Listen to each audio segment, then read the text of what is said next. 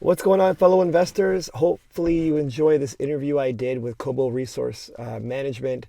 I interviewed both Ted and Paul.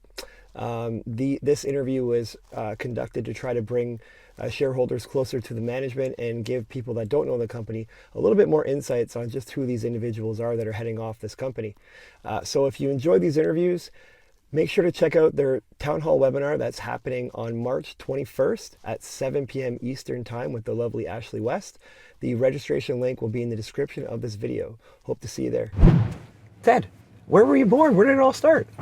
I was born on the outskirts of Quebec City, a small town called Beaupré, which hosts the largest or highest ski resort east of Canada, which is Mount St. Anne. So that's where I come from. Okay. And education-wise, were you a good academic? Yeah, pretty much. I good in math. Went to English school, St. Patrick's Elementary High School as well in Quebec City, Champlain Regional College, then off to Ottawa U. I have a degree in political science and a law degree in civil law. Political science. So how'd you get into that? What was your... I didn't know at the time what I wanted to do. I was good with numbers. I thought I was going to be an accountant or go into banking of some sort. But then things changed, and then I got into politics. One of my friends that came to Ottawa U with me was a cousin of Brian Mulroney. Okay. Did he just pass? Yes, a couple days ago. Rest in peace. Yes.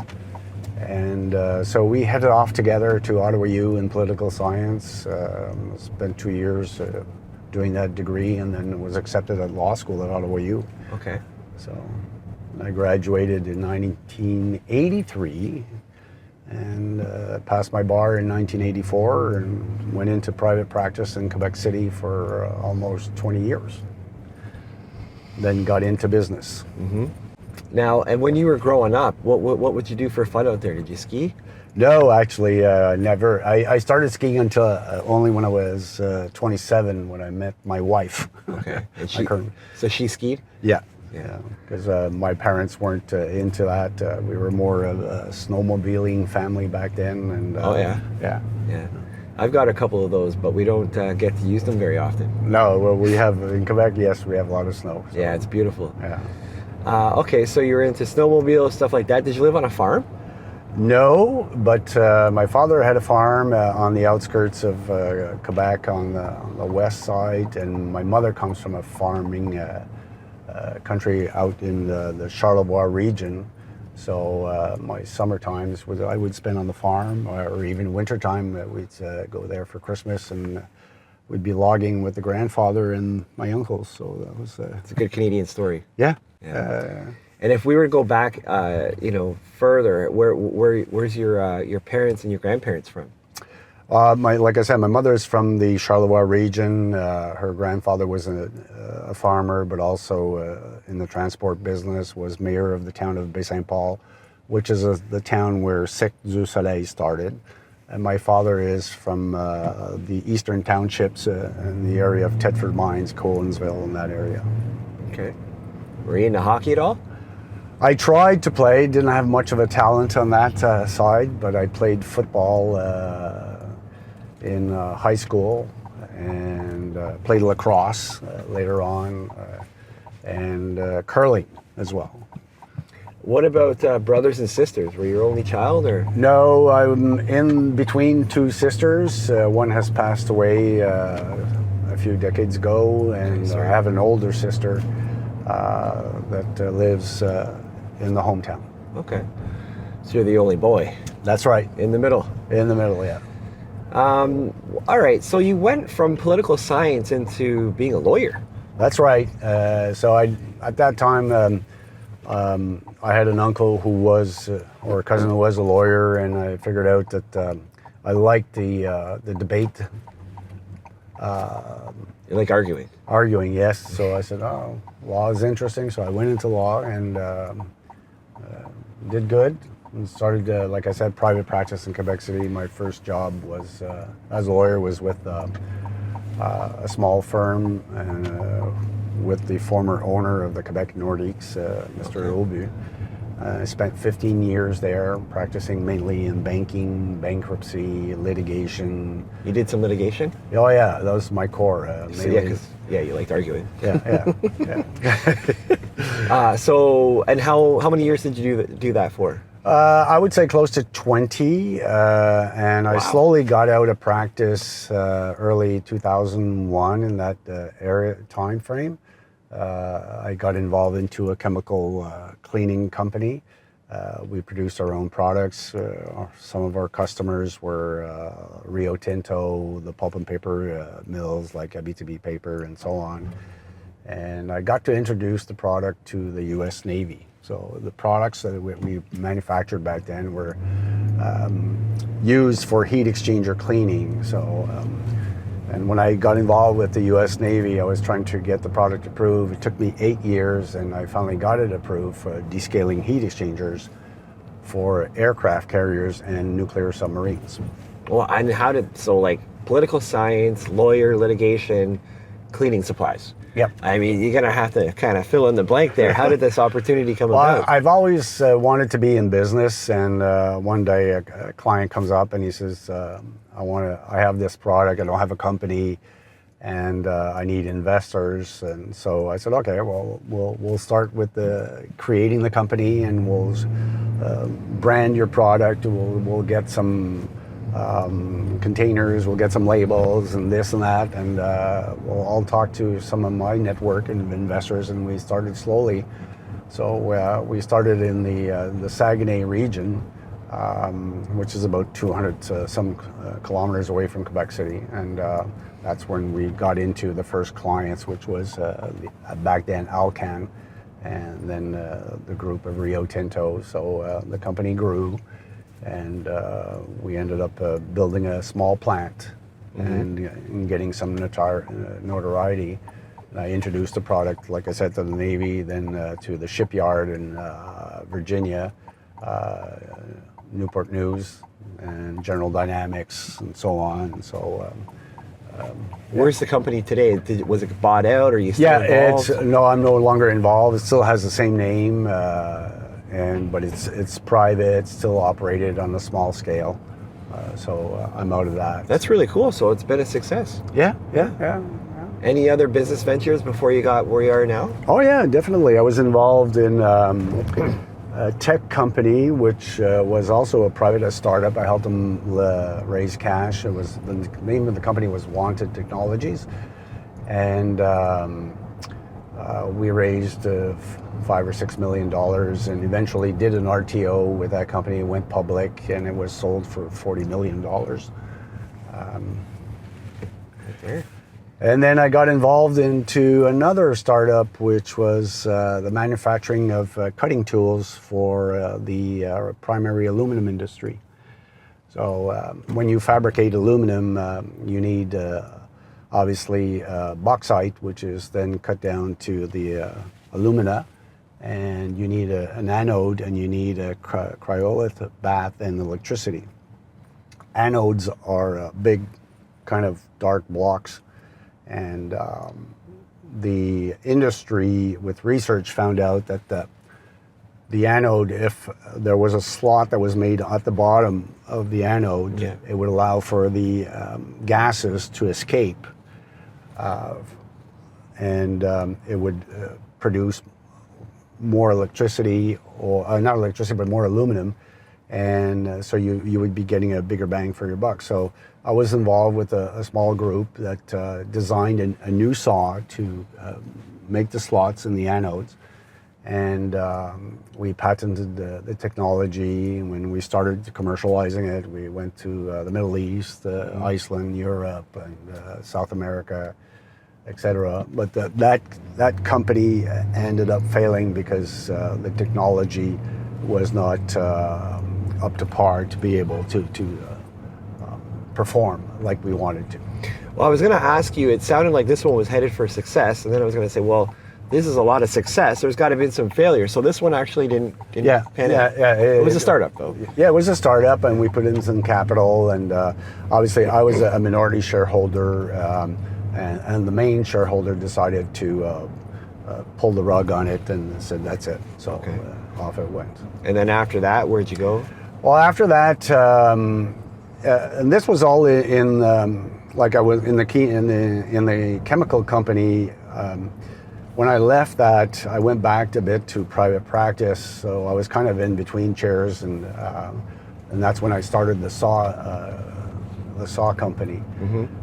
At that time, I was introduced to a couple of investors who were thinking of putting some money on a small project, an alluvial play in Côte d'Ivoire. So they asked me to meet up with the gentleman that had the idea, the concept, and so on. So and they said, well, if you think it's good, and we're gonna put some money in, we'll take care of you. I said, well, okay, I'll meet your guy.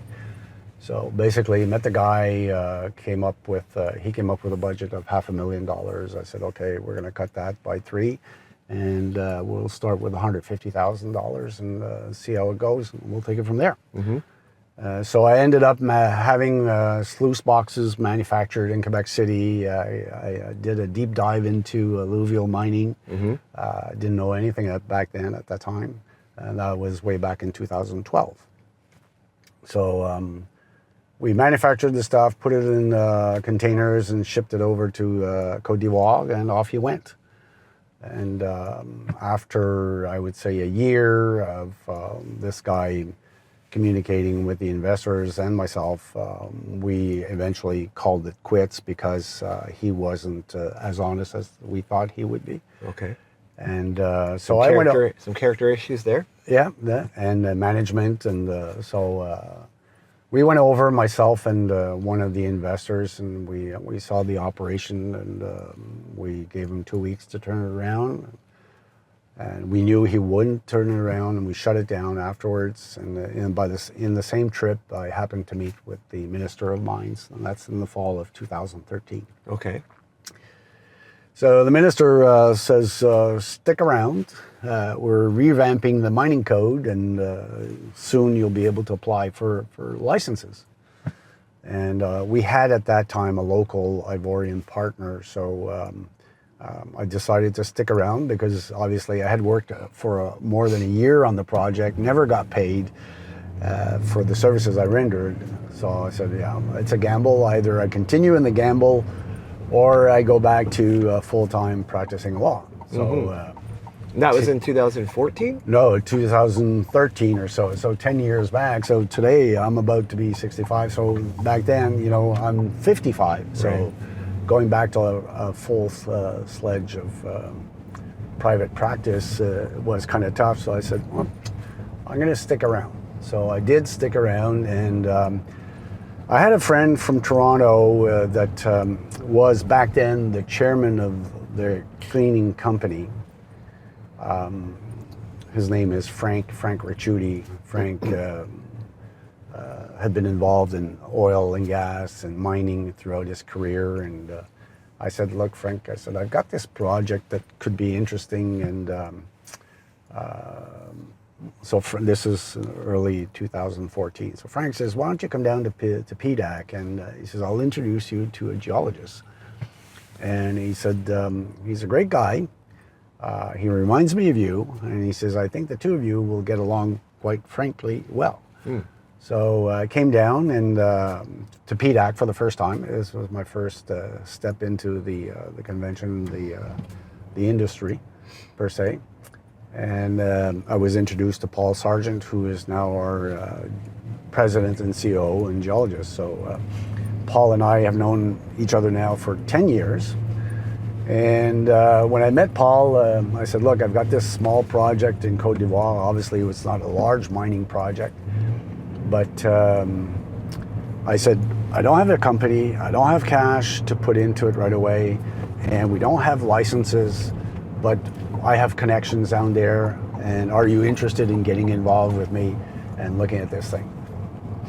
So Paul tells me, he says, look, Côte d'Ivoire is one of the few underexplored countries or regions in the world. There's great opportunities. I said, yeah, let's have a look at it.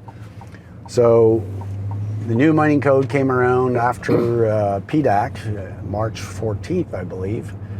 And we applied for licenses in the summer with my resume, Paul's resume, Frank's resume, and the Ivorian partner.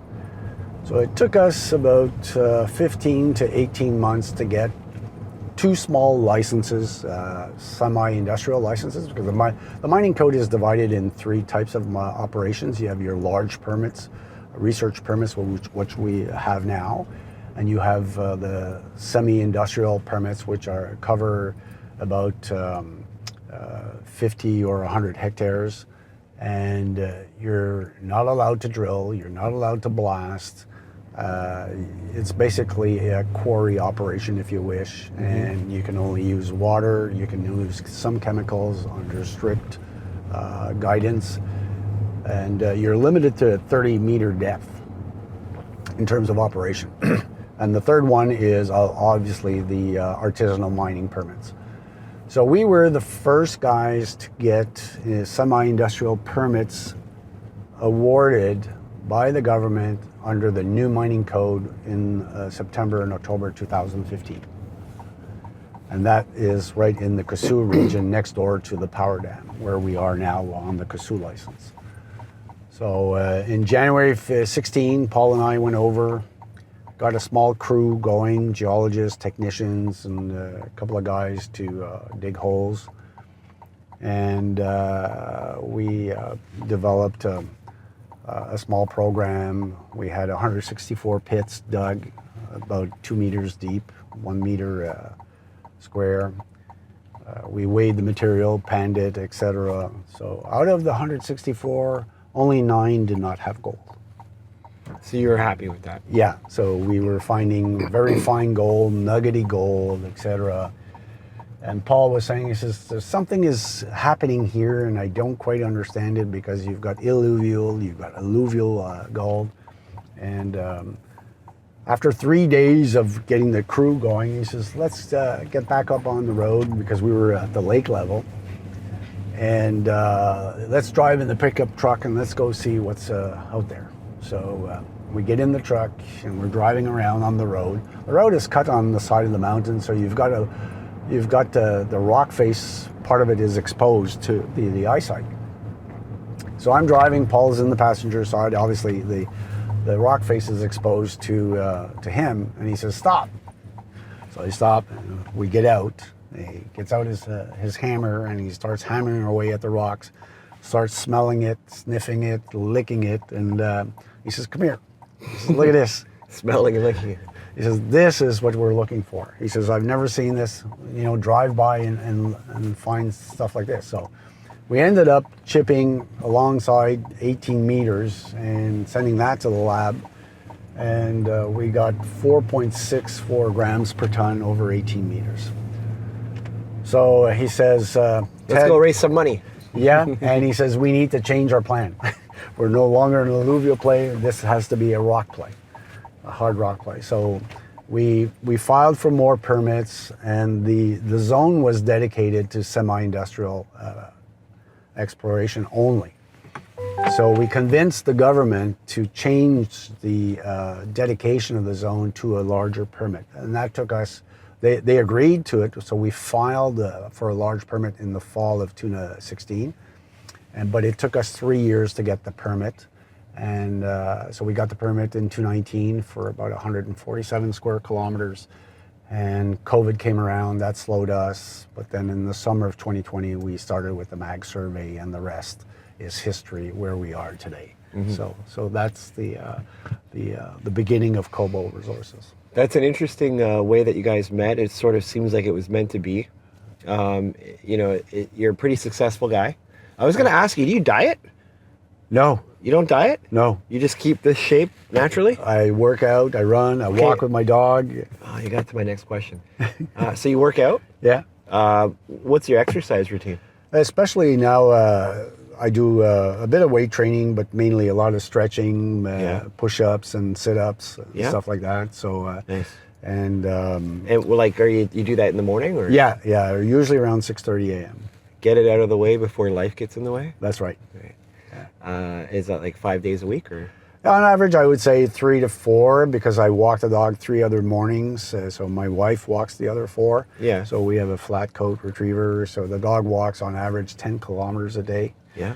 So that's, I'm a big fan of your routine. I think exercise, I mean, that's why we talk to people about these things, right? Right, Because right. that shows discipline. Yeah. Right? That's a lot of discipline. Yeah. And I'm a big fan of that, so. I've had this weight for 20 years now. So Yeah. that's But you a feel routine. good though, Oh, right? yeah, Yeah, the absolutely. stretching's really important as you get older. Very important, and the hiking where the permit is very steep, so you need to be in shape. Yeah. Yeah. That's good. Do you stay away from certain foods at all, or No, I would say I eat just about anything. whatever you want? Yeah. Ice cream? Yeah. Yeah. I had a couple scoops Friday night. Overdid it a little bit.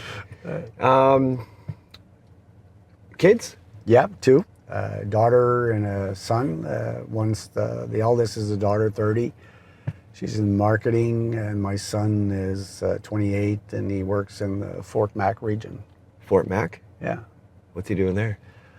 He worked for Leadcore, so pipeline maintenance and Yeah. stuff like that. Operator, boom operator. How long has he been out there for?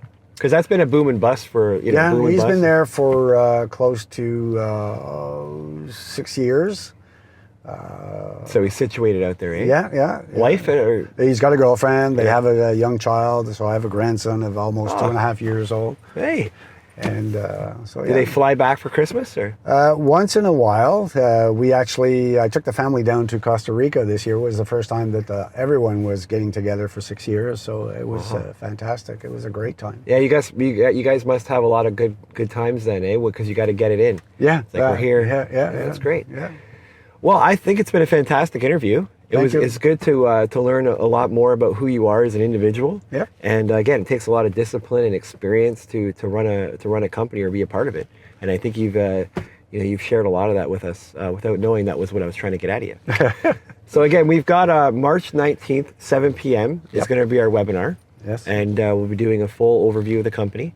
And you guys will be pitching the investment thesis to our community. Great. Best of luck with that. I'm sure you'll have good viewership.